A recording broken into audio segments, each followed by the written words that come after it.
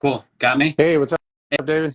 Hey, I was man. just I was just explaining to people. I'm like, man, I was trying to find a how to join a live instructional as a guest on YouTube, and I couldn't find. There are three videos, but the videos were terrible. And I'm like, for any content creators out there, you have an opportunity to get millions of views by creating an instructional video on how to join a live on Facebook. Yeah, I went and looked for the same thing, couldn't figure it out.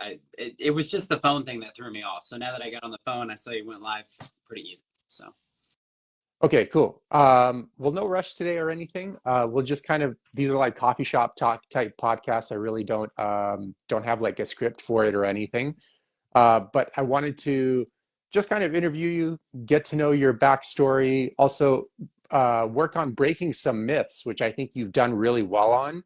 So myth number one is you can't get ripped in good shape after you're like 40, basically. So you're 50, you prove that wrong. Myth number two is the whole I don't have time to do it myth. You definitely prove that wrong because you're very busy with a family and plus with a business, which is basically like a second family, if you consider like having to take care of your employees and stuff of that sort. And then you got a lot of other stuff going on. I just like never see you actually sitting still. So I wanted to just to kind of chat with you, throw some ideas back and forth, get your opinion about like your experience with online coaching and the pluses and minuses of it, and kind of stuff like that. Mainly just you do all the talking, and I'll try to act smart and throw some sophisticated questions back and forth.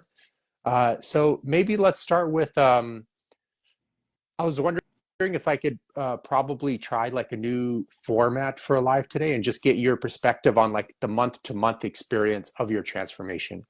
I know you're technically still not finished, yeah, uh, and we just transitioned to kind of like more of a lifestyle phase. right. But maybe if we can start with like a month before you even reached out to for coaching, kind of how your lifestyle was, and then we'll kind of go Yeah, from there. yeah. Why don't we let's get into that. Why don't we start with like a little bit of background of kind of how all this came to be, per se. So um, as you had alluded to, I'm in my 50. I'm much 50. Close to it. I've always been very physically active. I mean, as a kid, I was one of those kids that was always in, sports. I did the track, I did the baseball, the football, always active, always did stuff. And I was always that kid that walked around with his shirt off and was ripped. And I enjoyed that. I enjoy the aspect of fitness, being healthy, and having that as part of my life. And then as we go through, let's call it seasons of life, we as individuals, not all of us, but me per my story, I worked for a record label. I worked for Warner Brother Records, and what is ironic about it is that this was during college and after college, working for these record labels. I was never really in bad shape or had really necessarily bad habits, but I was also blessed with being in my 20s and being able to get away with a lot more than we can do now as we're older. But the stress was there, the stress, the no sleep, I mean, all that sort of stuff. Again, doing things, whether it's eating, whether it's not, meditating and sleeping correctly, you can still get, you can get away with a lot in your 20s. So I never really blew up or had anything react adversely to me in my 20s. Um, and I was okay. And then I would say my mid to late 20s, all of a sudden I got into, I was ingrained into what I'm doing now. And I own an insurance business. In the last 20 years, we've become one of the most, if not the most successful insurance agencies in Arizona, where I'm located. We're hospitality specific. And that's important for people to understand because hospitality really comes with a lot of detriments if you're doing it the way that I did it, because you're in the game. You're not just an insurance salesman. You're somebody that's out there. You're at the nightclubs. You're at the restaurants. You're doing all of the things that just don't work for me now as a 50-year-old man. They just don't. I no regrets. I'm grateful for the mistakes that I made on my conquest of building my body and losing my body. So, has in my late 20s until my mid 30s, I drank too much. I ate bad foods, and I would go on these cycles. There were always these cycles because I always had the athleticism in me. So I was an avid runner. I would run 30 to 40 miles a week and just beat the hell out of my body. I would use that as an excuse to be able to eat and drink more, thinking that, okay, well, I did this sort of thing, and because I did this, I can now do this. It all adds up as I've learned even more. Um, the drinking, you would just lose days of your life. I would wake up, I would feel like crap. I wouldn't be able to work. I wouldn't be able to work out. I wouldn't be able to do a lot of the things. And again, as I got older, that got even worse. Side note, I quit drinking over 9 years, going on a decade ago, for no other reason than I just wanted a healthier body. There's no shame in AA. There's no shame in saying I have a problem. My problem was I didn't want to feel that way anymore. So I just, one day I said, I'm done, and I quit, and that was it. And I don't even think twice about it. But it's interesting to be in this hospitality business and to understand that if I don't know what would have happened if I hadn't have built the business the way that I did and was able to live. And, because there's a lot of struggles that go on. People got to make money. They got to play the part. They got to do these certain things. And I did all that. So about a month prior to seeing you, and I had done one fitness, really important point. I did do one fitness show back when I was 36. So what I did is I kind of did the yo-yo thing. I did the traditional, bodybuilding, cutting and all that sort of thing. I went up on stage. I did my thing at 36. I was like, okay, cool, accomplish that goal. And I was in great shape, had all the abs, all the things. And then, shortly after that, I lost it all again. I was like, I use that as gaining a goal, and then basically use that as an excuse to go back to a shitty lifestyle, and that just doesn't, it didn't work for me. So another decade goes by. I'm kind of, cruising a little bit. And then, here I am at 49, and I reach out to you because a month prior to that, and as you said, you're not in bad shape. You have a good base, right? But that base wasn't good enough for me. And if people look at my before pictures, they'll look at a 164 pound man who was unhappy with himself, and in clothes and what you see and how I am. It's not like I had a belly hanging over or anything, too bad. But I was too ashamed to take my shirt off or to do the things that I really enjoy doing as a person, because I love that freedom, and not having to worry about it. But what I did realize is that prior to all that, being in the restaurant business in the aspect of insurance, I was going out to eat 2-3 times a day. I mean, breakfast meeting out, lunch meeting out. And even though I was supposedly healthy, what I have really learned during this phase with you, and I still use, I mean, we started, let's just say end of June, and here we are, late October. Every day I'm still using that Excel spreadsheet, which I have learned how to add in columns. You're gonna be really proud of me. Okay, But cool. I learned how to use this Excel spreadsheet to my benefit and not to my detriment. Because if you don't track it, it just doesn't, like, you don't know where you're at. And Hmm. everything in life that's tracked, to me, really gives you it gives you a basis of where you're at and where you need to go and what you have left. And that one thing alone has been well, not the one thing, but it was one of the main things that really changed my perspective on being able to um, know that I can eat a lot of food. As long as it's Hmm. the right food, I can eat a Yeah. lot. And pulling away from the restaurants and all that is, because, again, being in the business, these people cook in all sorts of crap. I mean, look, the restaurant business, it's called the restaurant business. They're in business to make money. They're not in business to make you healthy. Trust Hmm. me. I've been back to several, if not hundreds of, thousands of these kitchens, having to do inspections and to see what's done and this and that. And I'm not trying to say restaurants aren't beautiful and they're not great for community. They absolutely are. But for me, to get to the goals that I needed to be at for my after pictures and to live this lifestyle, moving forward, I knew what I had to do, and I did it. And that was huge. Now, the other aspect as well is, I always had this misconception in my mind that, weight training for me was over. Okay. I'm an old man and it's over. You shouldn't be lifting heavy weights. It's bad for you. It's this and that. I just heard all of this stuff, and it should be all mobility and all movement. And albeit all that stuff is very necessary and very good, and it's really helped me. I mean, thank God I have the mobility and the availability to do that. But the other thing that changed me and really helped with my transition were these weight workouts that you give me and have given me, and doing those, and it's like breathing air. I know when I wake up in the morning, I got to do those things, and I feel so much better after doing them. And just by those two little, they're bigger changes because I wasn't quite doing them, but they're not really that big of changes because all I did is stop eating out, tracked what I was eating, and I started using weights. Now, before that, I was I was eating healthy, right? Healthy, but it wasn't that healthy because I couldn't track it because it was in a restaurant. Mhm. And then I was working out. I was working out every day, but I had no guidance or understanding of why I was working out the way I was working out, what was going on. And so my body for the last I was getting really, strict with it, was not the results that I wanted. So then when I start doing these progress pictures with you and we do these accountability checks and I go and I look at myself and I'm like, holy cow, like weighing myself every morning, it's really helped me. People are like, oh, don't weigh yourself. I'm sorry. But again, another trackable. For me, that works. And I love it. I love to wake up and be like, okay, great, I'm here. So it's yeah, I mean, it's just been a great journey so far. Yeah, that's one. So you touched on a few actual things, and there's hit and misses. There, not everyone's against this, but a large majority of health professionals are against like, oh, don't weigh yourself in the morning. You see that like very often, like don't weigh yourself every single day, you know? But I think it helps people so much, especially when you do it first thing in the morning.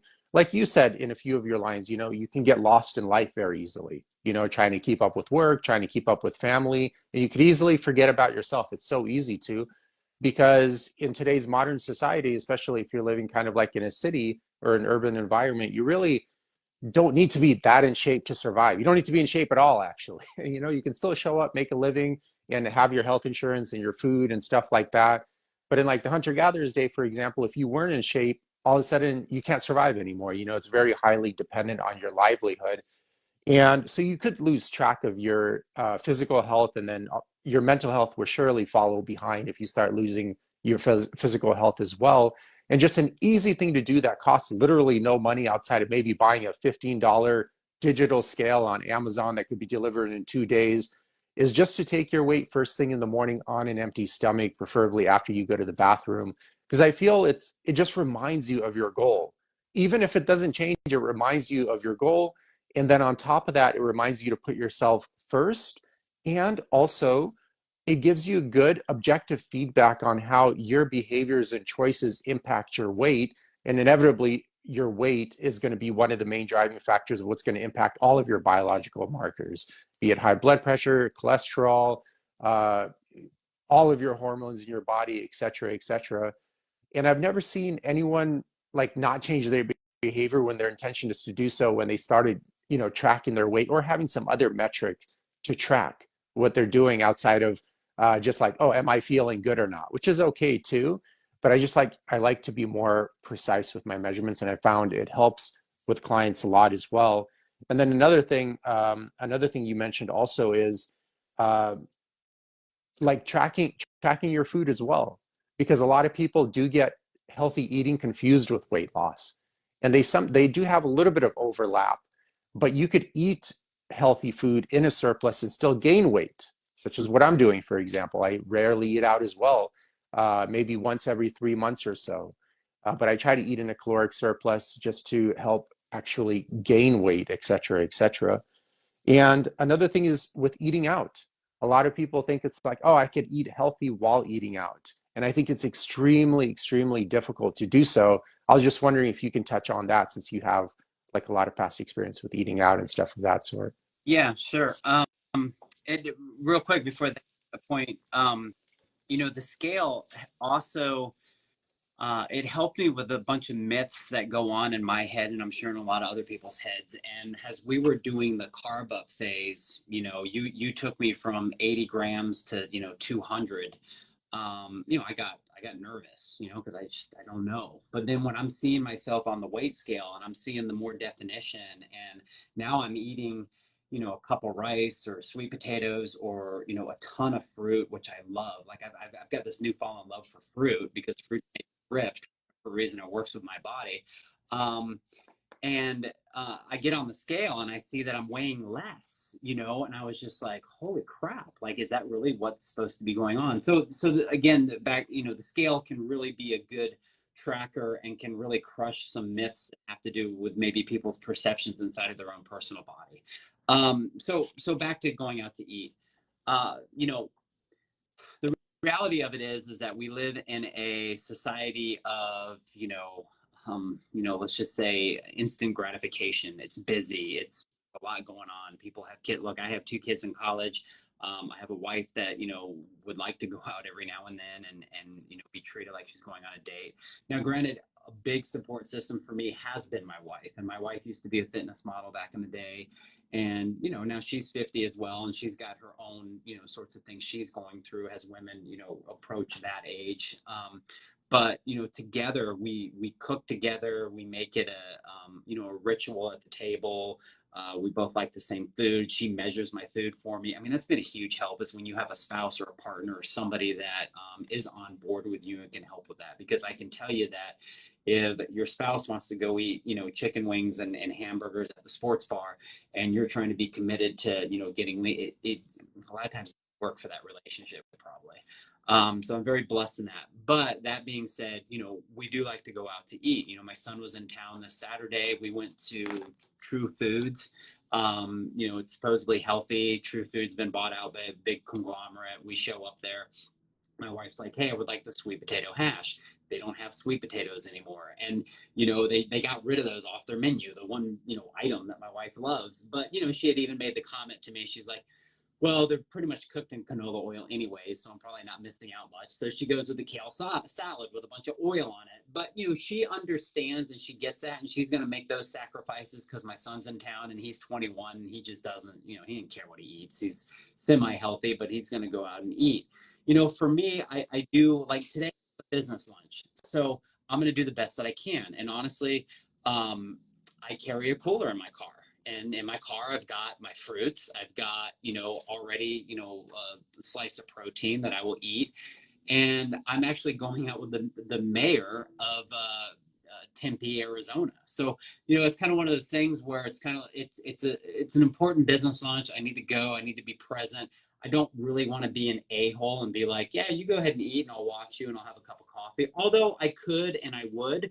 But look, if they have grilled asparagus and I can get a piece of salmon, probably not going to be the best quality, but I'll just kind of take a hit on it, for today, and tell them no oil whatsoever. And if they can do that, then I'll go ahead and make that move and understand that that's what I did. And then again, being able to track myself and check myself, I'll see if it had any adverse effect on me besides, maybe, feeling bad or not feeling bad right after eating it. But I've been pretty successful, the last 90, 100, 110 days so far. I've gone out a handful of times. And again, being precise, looking at the menu ahead of time, understanding how to order, and just not being fearful about asking for those things and making sure, the best to your ability that they can do that. Yeah, yeah, and a lot of people don't know, but you could always custom make your meals at any Yeah. restaurant. You could always just tell them like, yeah, I want a chicken breast and some broccoli on the side or something like that.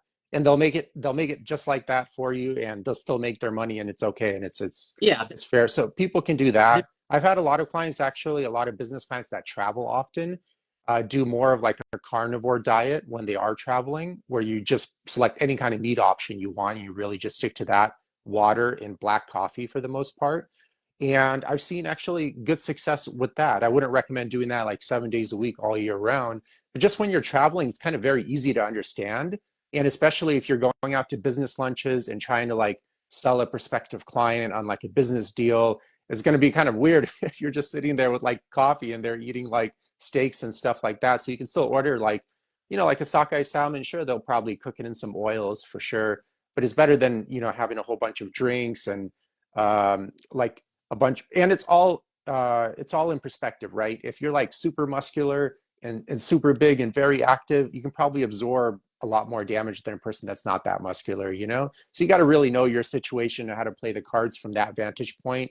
But generally speaking, it's like I always try to um, tell people, they get a little bit confused about being on fat loss programs. because the general perspective is I need to be on a fat loss program my whole life. And I'm like, no, man, you just need to be on a fat loss program until you lose the excess body weight you're not happy with. And no fat loss program is sustainable. Like some are definitely sustainable longer than others for sure. But the whole point of a fat loss program is once again just to lose the amount of body fat you want to lose, hopefully gain some muscle as well in the process and not lose a lot of muscle, and then transition right into what we have you transition into is more of a lifestyle and muscle gain program, which ideally the person should stay on for the rest of their life, where they do have a lot more flexibility in eating. Like I encourage you to eat out, once or twice a week with your family if you wanted to. I think a good distribution is to have one meal like on Wednesday and another meal on Saturday. So it kind of like psychologically feels like you're eating out a lot more than you actually are, you know? And some clients just stick to once a week. I really like buying, I forgot the name of the company, but buying the kombuchas for like a cheat drink, or the 0 calorie sweetened teas for like a cheat drink as well, because they're like 0 calories. And I always try to get the organic brands. It starts with an S. I need to start getting better at promoting these companies because I always forget it in the time of need. But I always post it in our group, which ones I have, or clean. I have those sometimes as well. Yeah, these are Um, great. so there's a lot of flexibility. Like black coffee as well has like 0 calories, so you can go and hang out with your friends at a coffee shop and chat and just drink that. You don't have to get their frappuccino with 200 grams of sugar in it. You know what I mean? You can just get these alternatives um, and stuff of that sort. So it's easier to maintain and turn it into more of a lifestyle thing. But you mentioned also one important thing, and a lot of people on fat loss programs, one of the bigger complaints is like, I'm always hungry. And inevitably, the person has to be in a caloric deficit. It doesn't have to be large. But the problem I see a lot of people doing is they source those calories incorrectly. So they still stick to their processed food, which is kind of basically empty calories. So they're left maxing out their calorie quantity for the day, but still feeling very hungry, Yeah. and thus making it very tough to do. But I encourage a lot of my clients to obviously work on sourcing higher quality food, which you actually were already doing. I found I didn't really have to even coach you in that area at all. And that way it keeps them very full on actually a small amount of calories. Can you maybe chat about your experience with that? Yeah, of course. So what's really ironic is on the 1700 calorie days where you had me, week on weekend, um, doing through my fat loss journey, those weren't tough days at all. I mean, when I had was fasting, and I don't know enough about fasting, at this point in my life to say whether it was good or not. For me, it just didn't work for me. It was one of those things where I was always exuding energy, and then I was like, oh God, I would try those OMADs, and I would be starving throughout the whole day, and then I would just shove whatever in my mouth by the end of the day. But on the 1700 calorie days, I found myself eating quite a bit of food, obviously within the 1700 range. But I would get up, I'd have my protein shake, put a carb in it after working out, and then I'd have like an apple at 10 o'clock. And then I would really eat a lot of jicama and carrots. Absolutely love jicama and carrots. I would dip those things in mustard and just eat them like going out of style. So if I've ever had any sort of a hunger pain, I never wanted myself to be hungry. I didn't think that was a medal of honor, to get shredded or to feel like I had to do that. And then, I always prepared. I have a George Foreman grill here at the office.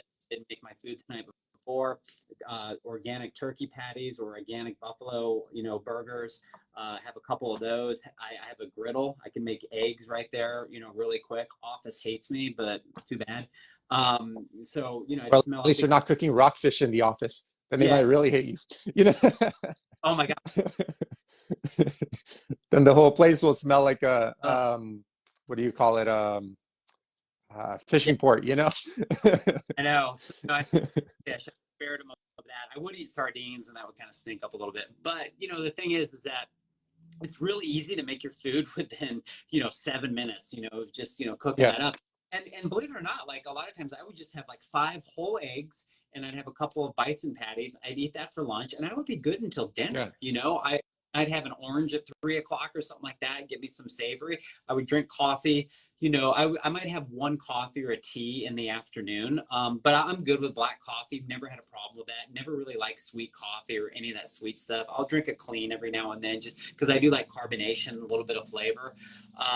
But I stopped drinking like Zevias or anything that had any extra like little ingredients because I felt that those were triggers for me to want to eat more carbs like Siete chips and all Mm. the things that probably making me fat, and I was in denial, because you have a Zevia, and then all of a sudden you're eating a bag of Siete chips, and you're like, oh, it's okay, and then you're looking at yourself, and you're like, okay, that's probably It's the not problem. okay. It's not. Yeah, and the other thing I had to realize too is that for me, nuts were making me fat. I mean, because I couldn't have like 4 or 5 nuts and call it a day. It was handful of nuts with berries and all sorts of stuff, and they weren't being tracked.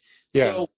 So then dinner, I would have a logical dinner. I would have like 8 ounces of salmon, a big salad, and then I'd have a shake to finish it off. And I make my shakes at the end of the night with like avocado and, scoop of protein powder and ice, and that's it. And I'd put it in the fridge for like 2, 3 minutes, and then I'd take a spoon and eat it that way. It's like eating pudding, you're eating Hmm. just protein pudding with avocado in it. So, um, that and the biggest change also was after that shake I was done. My day was done because I knew I was at my caloric max at that point. But also the myth of like if I had an event that was late at night and I didn't get all my calories in until let's just say it was very rare I was out past 7 o'clock or whatever, but let's say I came home and it was 7:38. I'm usually in bed at 8. I go to bed at 8. No, most of the time, 99% of the time. But let's just say I had a late night out, didn't get all my calories in.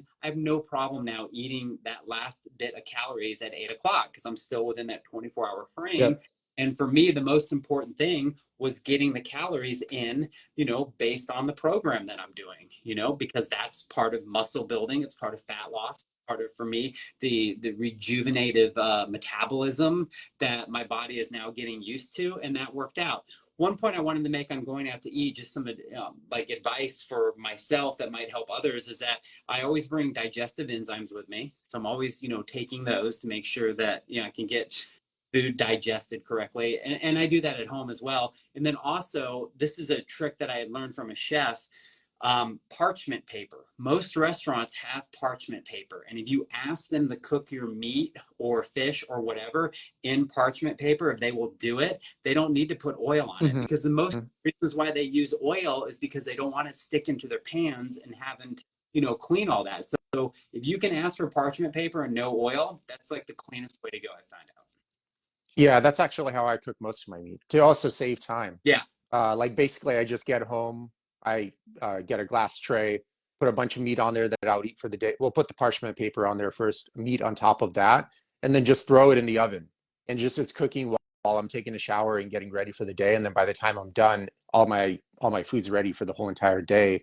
And I don't have to like hover around the stove. I just don't like cooking in general. I understand if you love cooking, it's your thing, that's cool. But I just want it to be like very time efficient, you know? Yeah. So I just kind of throw it on there and then just I find cooking kind of boring, super boring. So I just try to like automate that as much as possible, which I think is another important goal, to automate a lot of your fitness goals as much as possible and make sure that a lot of them are not taking up tremendous amount of time or very time exhaustive. Can you maybe go over some strategies that you've used to help automate certain aspects of your journey?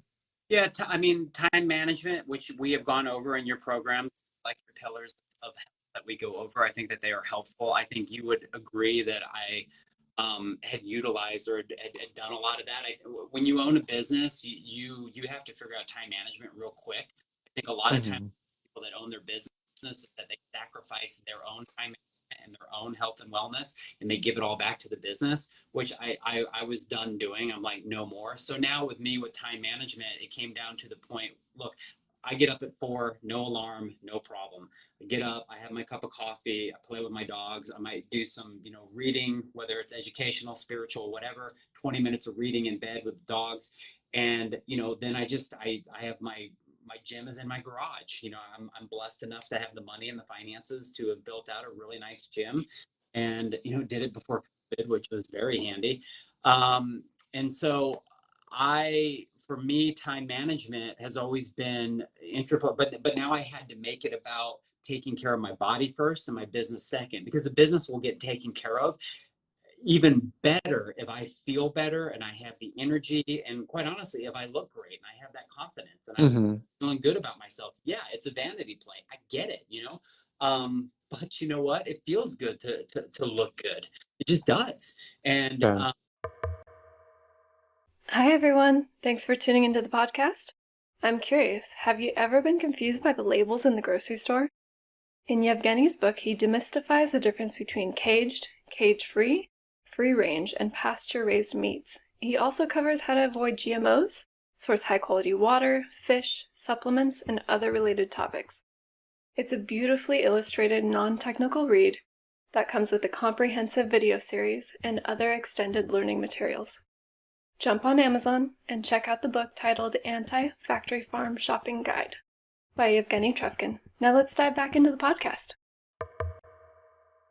and Not to interrupt, but I don't even know why aesthetics is frowned upon so much in so many health circles. It's like, yeah, well, you look better. I've never seen anyone look worse while improving like not look worse, but feel worse while improving their looks. Their totally. self-esteem always goes up, their depression always goes down, their anxiety always goes down. Obviously, as you decrease your body fat, all of your biological markers will improve because your inflammation in your body systemically will go down a tremendous amount. So I'm like, what's the problem? Yeah, no, I don't see I don't see the issue. It's like, it's a good point. We've all kind of been indoctrinated in this society now of like, let's feel bad for everybody, because they can't manage their time and work. I don't know, but it's a really good point, and it's also important for us to investigate the inside of what's going on along with the aesthetics. So for me to spend money at a natural path and to do my blood tests, twice a year, and to look at everything that's going on inside me and seeing those results as I get in better, shape, and knowing that I feel better. I'm not gonna bog down the system with having to go in with diabetes or any of this other stuff. I'm gonna be there for my kids, for my grandkids, and be able to just live a very good and productive life is absolutely huge. So I guess to retrack back to the time management thing. So I'll get up, and then what I'll do is I'll walk into the garage and I'll get my workout done. And I understand now, like with the workouts that you write for me, I am literally to the second most of the time. I got my stopwatch and I'm like, okay, 120, which is, 2 minutes. I understand that. So I get done with my bench, 2 minutes. Today it was like the pull ups. Okay, 2 minutes. And I know that that's going to take me an hour 15 minutes. So I have to manage my time for that. And I do it early enough to where I can now go for a walk with my wife and the dogs, because that's important. Now I get a little walk in as well, and I get family time, and I get something that's beneficial for me there, and I feel good, and I've started my day out that way. Whereas before I was setting meetings at 7:30 or 8 in the morning. Now the morning belongs to me. mhm. Nobody. Okay, you're not taking my morning, because for me, my workouts, my own health, my wife, my family, all that comes first. And then if I'm able to get to my first meeting, say 9 o'clock, perfect. And now I'm working until about 2 o'clock every day, 2 or 3, and then I go home and I decompress. I either meditate or I play guitar, because that's kind of one of those hobbies where I just get lost into that, don't think about other stuff, play with the dogs again, cook dinner with my wife, wind down, and I go to bed at 8. And it's absolutely wonderful. You don't have to do everything every day. That's true. And I try to live by that as well. If like there are 10 things going on, I'm like, okay, what really needs to get done today, I'll just get that done. And it doesn't matter if I'm like not the most efficient person in the world every single day. So um, natural type A personality here. That one actually took a long time to break, but I just got sick and tired of being tired all the Yeah. time. So I was like, I got to balance this out better. But regarding your time management, I mean, that is one of the I heard this from Robert Kawasaki, and it was actually pretty powerful. Powerful. He's like, oh, people use um, excuses as like a form of escape, you know, Hmm. uh, to avoid the responsibility of taking action on something they want to accomplish. Because it shuts your mind down right away. Yeah. You know what I mean? Once you use an excuse, it just stops looking for solutions. And one of the biggest excuses with people taking care of themselves or putting their mental and physical health first is, I don't have the time, you know? But you're a perfect case study on a person that has a lot going on and still able to make the time if you just manage your time efficiently. But looking at it numbers wise, I mean, you're looking at like 168 hours in a week. Let's just say the average person works 40 hours a week. Let's say they're sleeping actually perfectly, which isn't the case. The average American sleeps around 5 hours a day, which I don't know how they do, because even 5 hours a day, one day out of the week kind of messes me up. And even if I have 8 hours a day all the other days, but let's say they are sleeping 8 hours a day, that's 56 hours a week. Let's say they are actually social and involved with the family 15 hours a week, 5 hours for errands. That still leaves 52 hours of free time every single week. Yeah. And the reason why, and that's basically 2 full days and some hours of free time every single week. And the reason why I bring that up is because it really takes about like 10 hours to optimize your like mental and physical health, to optimize your aesthetics during the week. It takes about like 5 hours of working out time and then 5 hours of background stuff, you know, like getting your meals, whatever, taking naps, rest and recovery, etc. So even with optimizing your aesthetics, optimizing your mental and physical health, working 40 hours a week, sleeping 8 hours a day, hanging out with friends and family 15 hours a week, running errands 5 hours a week, the average person still has 42 hours of free time every single week, every Right. single week, Right. which is more than enough time to even start another business. Even if you're working for someone else with 42 hours, it's like a full-time job for most people, you know, even after doing all of that. So the real question is where is that time going, and why are people distracting themselves with all this random stuff instead of really focusing on what would, you know, improve the quality of their life? What's really going to help you more? Cruising around social media for another 2 hours that day, or, you know, going and getting a good gym session in 4 or 5 days a week? You know what I mean? So the whole time excuse, it is a myth. Most everyone has the time to do it. It's just the time isn't spent wisely doing a lot of other stuff. And it's the same thing with money. I mean, not to bash your gym or anything, but you do have a basic gym, which is all you need. You know what I mean? And the average American does spend $8,000 to $16,000 a year on like just eating out and travel and alcohol and stuff like that. Like, what would benefit you more? Like, if you are crunched on time and you have to drive to work, like all you really need is just a pair of adjustable dumbbells, a pull-up bar, and an adjustable bench, and you could already have a solid setup at home. And it's like $600, $700 for that setup, you know? And People, all of a sudden, you don't have to drive to the gym anymore, drive back to the gym anymore, which could be time intensive for some people. I'm not going to lie. 20 minutes there, 20 minutes back. That's already your workout, just driving, you know? yeah. So if that's a concern, like, you don't need much. A lot of the client testimonials I posted, they do just have like an adjustable power blocks, pull-up bar, which we do weighted pull-ups with. Yep. The chain for the weighted pull-ups is like $15 on Amazon. Yep. The door pull-up bar is like 30, $40. You don't need a fancy one. And then an adjustable bench, I would recommend getting a more heavy duty one so it doesn't slide around. So that's going to be like $200. And then the adjustable dumbbells are like, I'm sure you can find used ones, but brand new ones are like $300. Yeah. And then you're pretty much set to go. Or you can get a gym membership, Planet Fitness, $10 a month. They got everything you need there to transform your body, mind, physical health, et cetera, stuff of that sort. So the other thing is the money myth, you know. It's like people are like, oh, I don't have money for organic food or this or that, but they are spending quite a bit of money on just like sugar highs for the most part, stuff that's really not adding really any value to their life long term at all. In fact, it's a lot of times taking value away in the sense that they're eating all this food and drinking all this alcohol, and then they're like, oh man, I don't like how like my man boobs look or my gut looks. I'm like, well, you're funding your own pathology oftentimes. And I know you're very positive, but I feel it needs to be said sometimes because it's totally under the radar of most people, and they just like, it's so normalized to just spend money on stuff like that, that a lot of people don't see it as anything wrong with that, you know, because it's so common. But just because it's so common, it doesn't mean it's like the best thing to do for most people, you know? Well, people have to take responsibility for their own health, and either they do or they don't, you know? And so at the end of the day, Yeah, I'm a positive person. I'm not here to preach to anybody what they should or should not do because, quite honestly, nobody cares. They don't care until they care enough for themselves to want to make a change.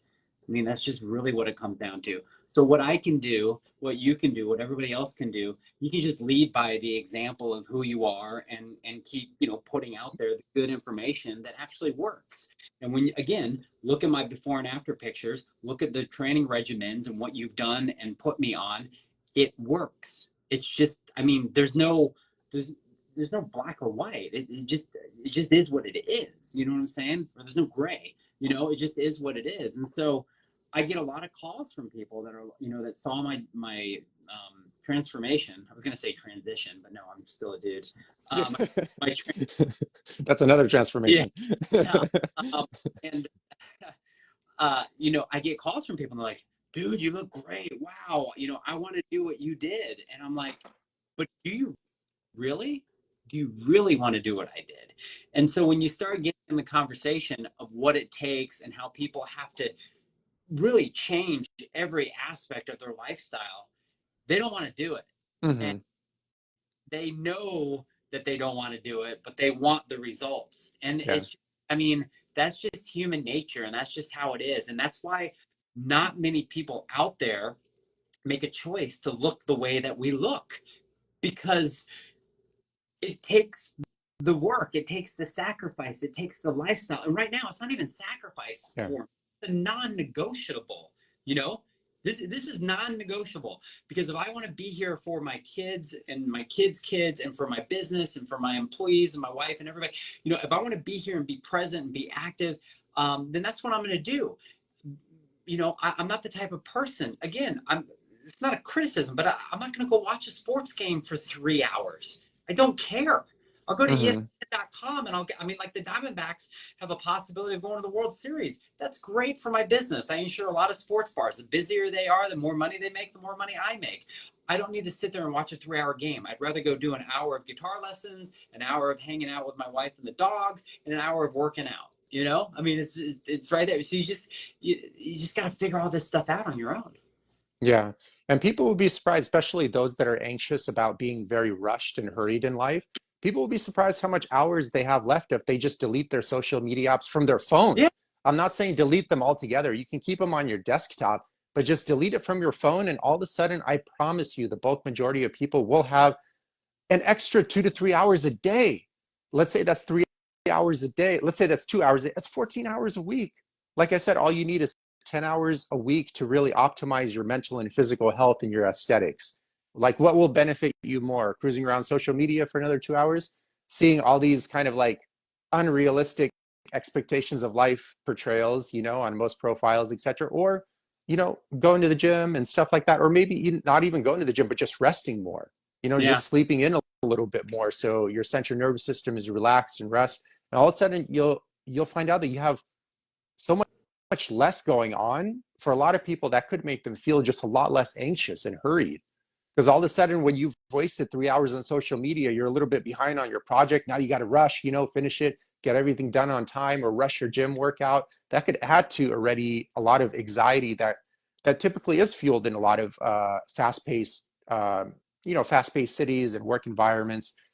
David here is a client as well, so I'm retired and offer no arguments. Okay, yeah, he has plenty of time, but he started actually around the same time you started as well. So um, another thing too, Dilo, is I always encourage people for longevity and safety and just overall results to stick to just like aesthetic workouts for the most part and like hiking, and stuff like that and walking just to optimize their yeah. health. How's your experience been with just focusing on your health journey mainly from like an aesthetic perspective in terms of your workouts? Because I try to get people to stay away from doing like heavy squats, deadlifts, any kind of like high intensity, CrossFit workouts. Nothing wrong with that if you really are on point with knowing what you're doing. It's not oftentimes what you do, but how you do it. But I just found there's just so much less risk with aesthetic workouts. And moreover, if you do it right, it even turns into kind of like a meditation session because you're so deeply focused and connected with your body during that session. It's like therapeutic as well. I was just wondering what your experience over the years has been with different types of fitness programs and which one you feel kind of resonates well for you at this point.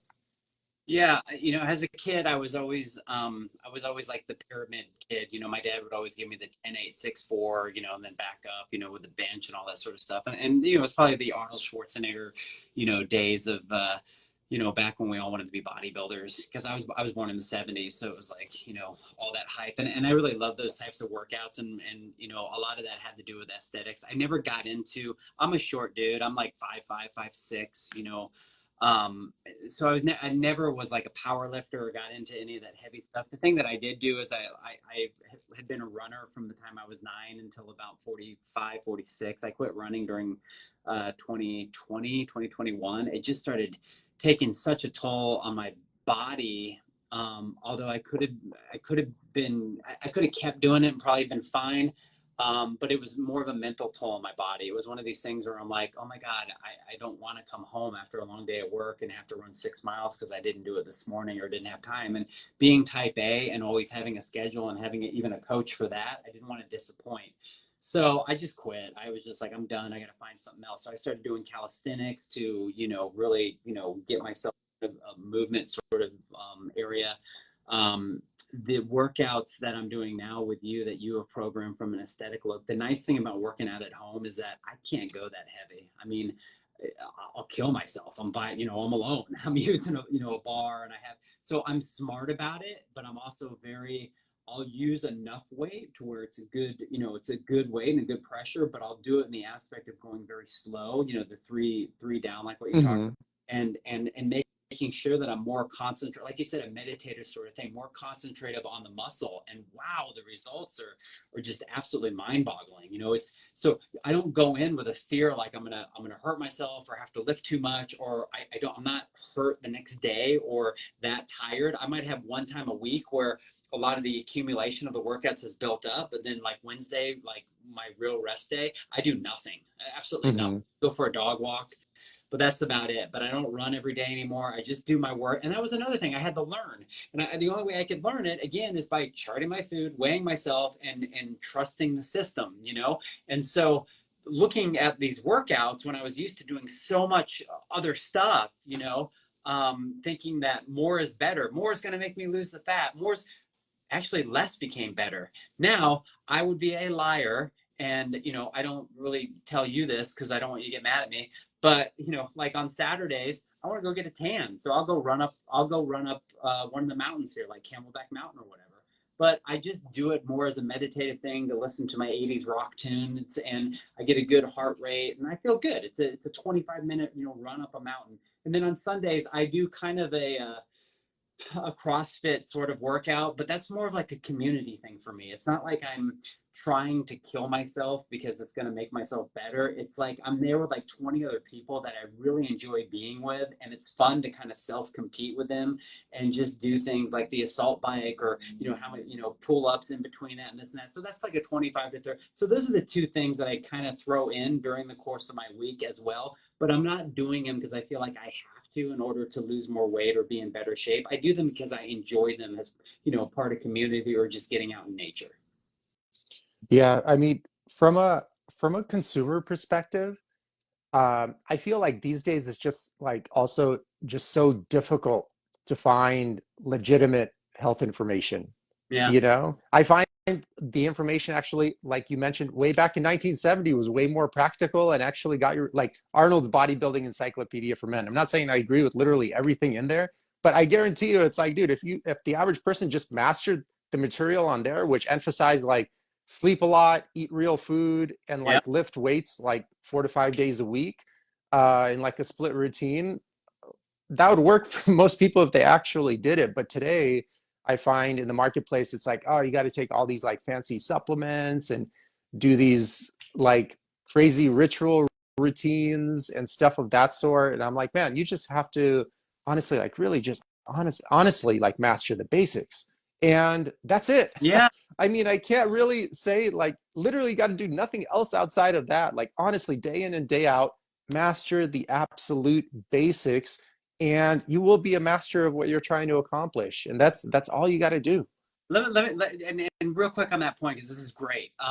Before I signed up with you, I was doing all the things: red light therapy, cold plunges, the sauna, the boots, that this and that, all the things. I was doing them all. I'm like, oh, that's cool. It's gonna burn brown fat. The fasting, this and that, and hoping for some sort of solution that was, it just wasn't there, because at the end of the day, the two things that helped was the aesthetic weightlifting and the tracking of food. That's really it. That's all I changed. And for people that don't know, that hadn't seen on your post, I took it upon myself to go compete in a fitness competition, literally show everything that I had accomplished, and just put it out there in front of people to judge me. To judge me. Not that I care what they have to say or do, but it gave me a goal, and it gave me something to get up there on stage in, board shorts, and just kind of show, what I've done, and feel proud about it. And for me, knowing that I was able to do that just based on those two principles that you gave me, and I threw out all the rest of that stuff,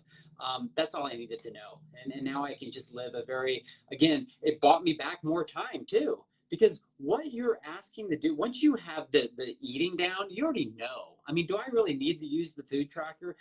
Probably not. I mean, I know, like a pear, apple, like I know what I'm eating. I know how much a cup of rice looks like when it's cooked. I know how much, but I still like to do it. It still holds me accountable. I still like to weigh myself in the morning. I still like to do that stuff.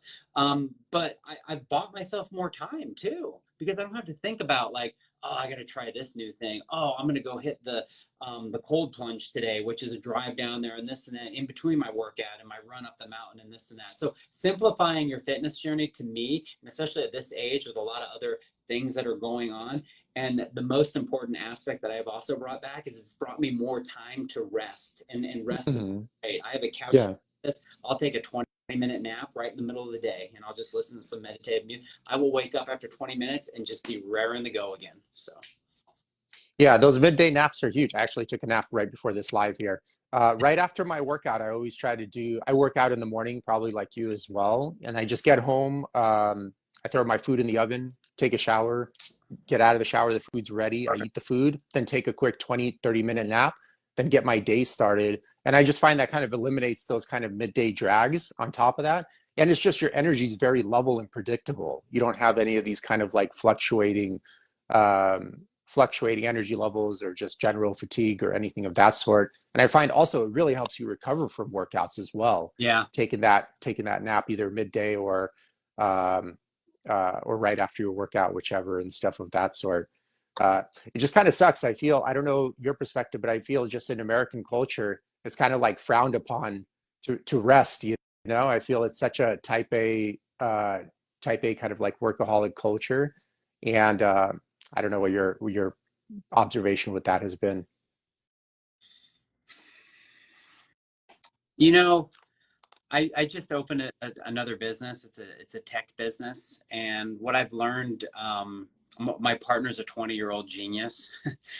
Not even kidding. We're talking like I've never even seen a brain like this, and I've noticed this culture even within him. It's like every moment of life is about working, right?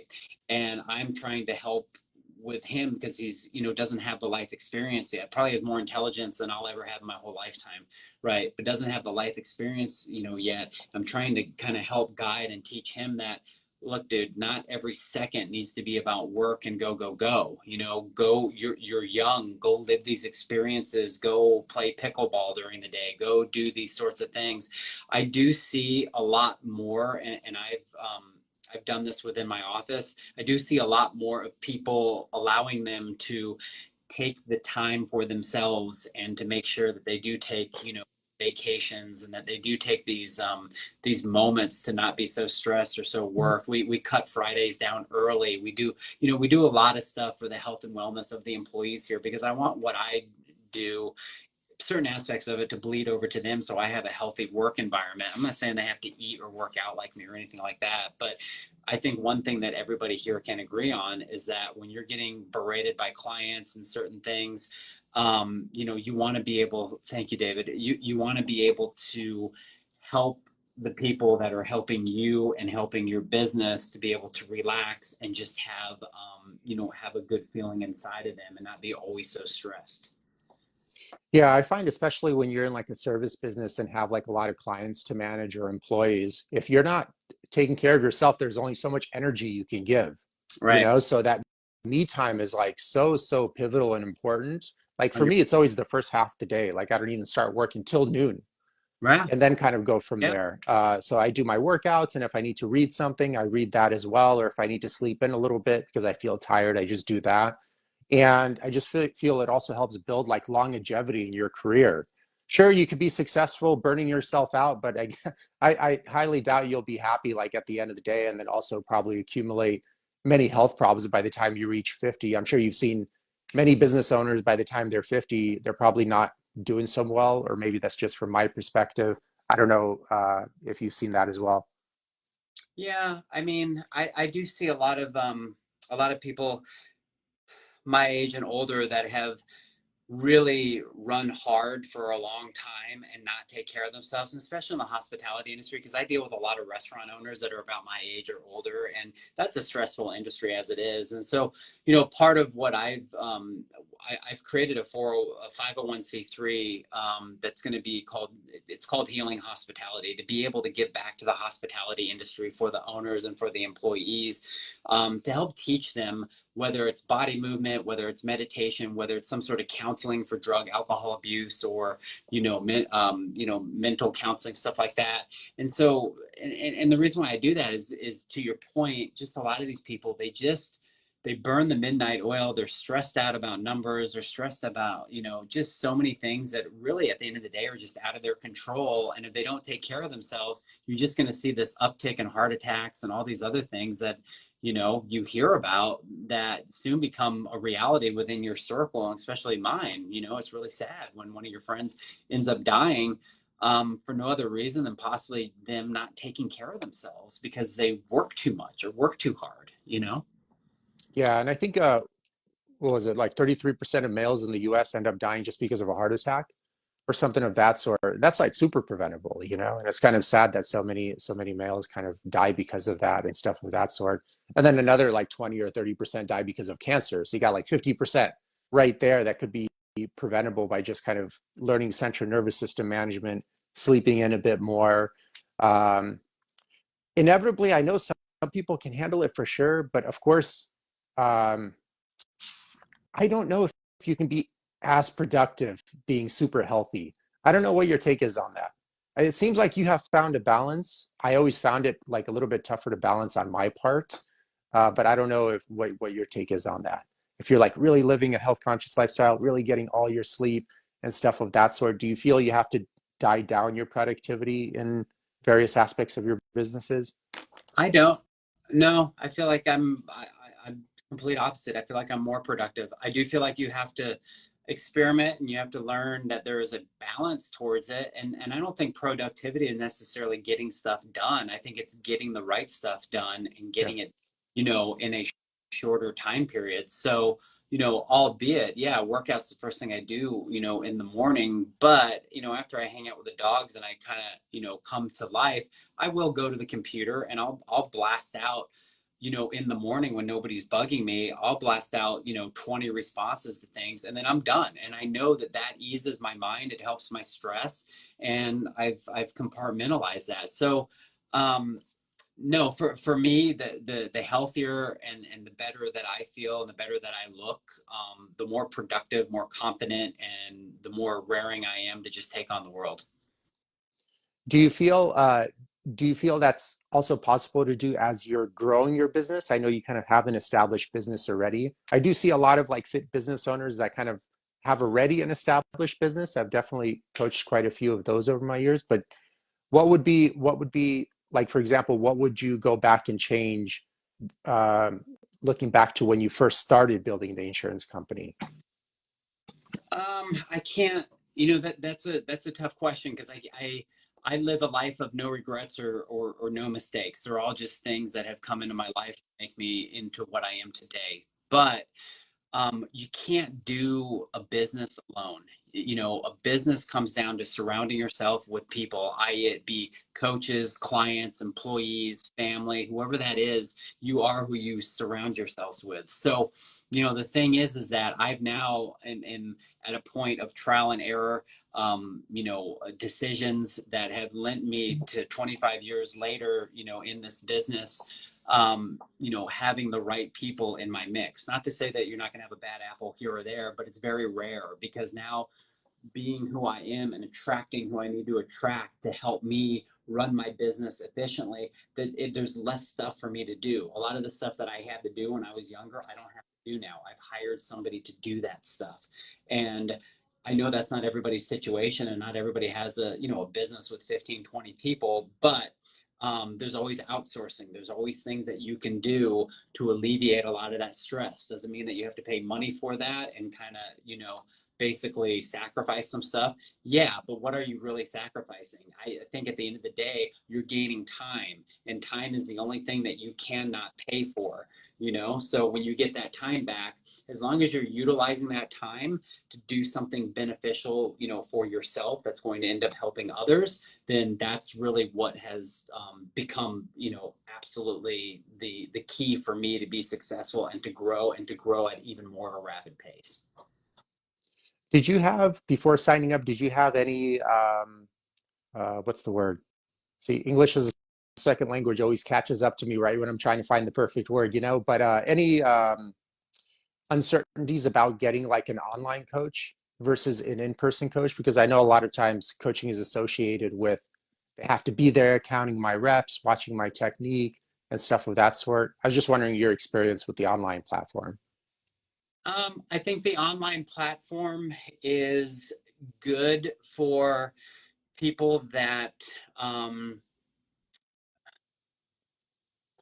first, okay, you know, if you're going to do something, I think for most people, if you're going to do it online, um, you have to be committed. You have to, you know, make sure that if you're going to exchange energy with somebody, I'm not just talking about a monetary value, but if you're going to give me energy and I'm going to give you that energy back, you know, I mean, it wasn't like I just saw you one day and that day I signed up. I stalked you a little bit. I listened to your podcast. I did my investigative work. And so I had made a decision, you know, probably even a few weeks out before hiring you. And even prior to that, it was about a month of just kind of, God, do I want to do this? You know, so it really came down to, you know, making a commitment and an investment of my time to want to do this for myself and knowing that you were the right person after investigating that. And so I knew that it was going to work because I was committed. I was ready. I was going to put the work in. I didn't know what the plan was or how it was going to go about, but I was excited about it. And then when I actually saw it working, I was like, okay, this is great. And honestly, online has helped me, you know, way better than going in person and thinking that I'm getting, you know, the right help or just trying to do it on my own. So I don't see I don't see any detractions from doing anything online. I think it's great. I think most stuff nowadays, you know, is online. Most of the information what we get is online. To have a coach online is perfectly fine. You know, why do we need to be in person, you know, with everybody all the time? I mean, most of the work I do is via email. It's online, you know. So Hmm. Well, as a closing conversation, are there any books that have really kind of changed your life or perspective in life that you can think of? uh, yeah, I mean, there's quite a few. I think I wouldn't even call them motivational books. I just have a lot of spiritual books that I invest, you know, time and patience into. And but I have here, hang on. Alan Cohen. He's one of my favorite authors right here. I really love reading just so when it comes to reading, it takes me forever to read something. I'm just kind of, I'm not that smart. I have ADD. My attention span's horrible. So I like to read books that have like really short chapters that kind of give me life's lessons, or they tell stories and stuff like that. And Alan Cohen, he's got hundreds of books, but he's got a lot of great like life lessons and stuff like that in there that I just like to read in little chunks and, kind of take the day on and that sort of thing. So. Gotcha. Okay, cool.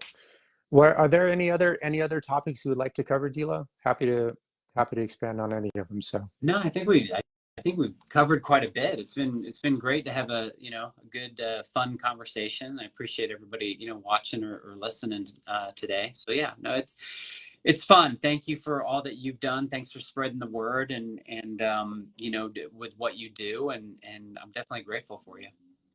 cool. And then I think we have our weekly call tomorrow. So I'm Yep. confirming today on this call, not There you tomorrow. go. Okay. Okay. All right, you guys. Well, thanks for jumping in, and have a good week. Okay, everyone. Okay. Take care, guys. Bye. Thanks for tuning into the podcast. If you've ever had trouble losing weight, or you've lost weight, but still didn't have the ideal body or health you're aiming for, please feel free to reach out anytime and book an assessment. Eugene will work with you to cover your goals in detail, see what's holding you back, and go from there. In the meantime, feel free to check out the countless testimonials on Eugene's website in the link below. In the testimonial section, you'll notice everyone has various backgrounds, are of all different ages, and all have had different challenges in their life, but they all have one thing in common: they were all able to find their health and achieve their ideal body. You're also welcome to add yourself to the Facebook group in the link below. There you'll have access to the live videos that Eugene does weekly on Sundays, and other helpful content. Thank you again for tuning in.